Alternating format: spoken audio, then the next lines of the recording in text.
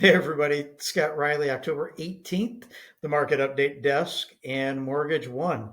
Got a little bit of action going on in the market today. Yeah, again, it's a little bit of a downturning day here. I can't wait to present some information that gives us a positive day in the market. So, what's going on today is there was a Warren report analysis by one of the chief economists for Apollo Management. Warren report is the Worker Adjustment and Retaining Notification Act. So this is an actual legal filing that companies of over 50 employees have to do when they are predicting layoffs or reduction in workforce in the next 60 days. So chief economist at Apollo Management feels that it predicts that the unemployment claims in October will rise to a level between 250 and 300,000, and that's from the current level of 200,000. So we've been talking about some of these layoffs that's been going on with the Ford, Stellantis, and GM strike. There was one with a huge healthcare system that's based on the West Coast, and a couple others that are going on here. So when we see these increasing in layoffs, we're starting to see then a decrease, potentially, hopefully, in pressure on mortgage bonds. So there's a graph I'll post out there with this particular chart that's showing the correlation of potential more 10-year bond decreases and increases in unemployment. Overall, so we also went in and had housing starts and permits come in today. So housing starts came in and rose 7% in September to an annualized rate of 1.36 million units. Well, that sounds good. It's actually lighter than the estimates that was on the street. Starts are now down a little over 7% from last year. Single family starts, though, which is the most important, actually rose 0.3%. So we saw a slight uptick on that to an annualized rate of 963,000 units, which is actually a 9% increase from last year. Building permits, which is our forecast for future supply, fell 4% to 1.47 million units and is now on pace to be a little over down a little over 7% year over year. Out of that, single family permits rose 2%.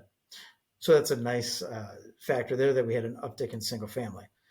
Multifamily projects are starting to see a deceleration of growth, and that's because of the rising rate of interest rates on loans for developments, and also the difficulty that builders do have with mobilizing land, coordinating with local municipalities for infrastructure, and creating more housing. So there is some challenges that they are facing and headwinds on that. The National Association of Home Builders Housing Index came in, and it pretty much was down across the board. Overall, builders' confidence fell 4 points to 40, which defines as a retraction in housing index. Current sales index fell 4 points from 50 to 46. Future expectations that builders see fell 5 points from 49 to 44, and they're seeing buyer traffic fall also. Now, all of this obviously is being forced on by some of the interest rates we're seeing out there. So we're starting to see a slowdown in potential buyers. Now, keep in mind, there's still more buyers than inventory. Cass Freight, which is a shipping index, September is generally considered the peak shipping season, or the start of the peak shipping season. It's after a more muted start than anticipated, and that's signaling some weakness in the economy. The good news out of that, though, is shippers are seeing an average overall cost of transportation decrease by about 2% month over month. Shipments only rose close to 1.75%, which is less than expected, especially for this time of year. With shipping costs being lower, that does sort of offset some of it, but we are starting to see some retraction in potential consumer goods and services. So we'll see where that takes us as far as where it hits inflation. Mortgage applications were down across the board for purchases and refinance. Obviously, slowdown of interest rates. The slowdown's been a major cause due to the interest rates. Technicals, midpoint today, we actually hit a significant level on the 10-year Treasury. We hit 4.92 on the 10-year Treasury, which we have not seen since 2007. So a lot of headwind hitting us. We have another decrease in the mortgage-backed security market, which is putting pressure on higher rates for mortgages. And the pressure on the bond market is continuing. Now, one positive thing that came out about an hour ago, there was a 20-year bond auction.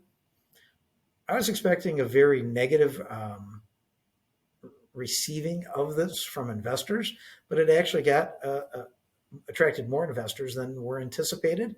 And the overall auction was graded about a C+, much better than expected. So as we go deeper into the week, we're definitely seeing headwinds. We've got all these geopolitical things going on within the Middle East. We have our own geopolitical issues going on with the House not having a speaker, the challenges that are within that infrastructure, trying to negotiate a new speaker, can't get new legislation passed without it. So we have a lot of odd things hitting us right now that we're hoping we're going to get through in the next week or so. Give us a call to get pre-approved. We'll keep giving you updates as they come out. 616-293-2189. Have a great week.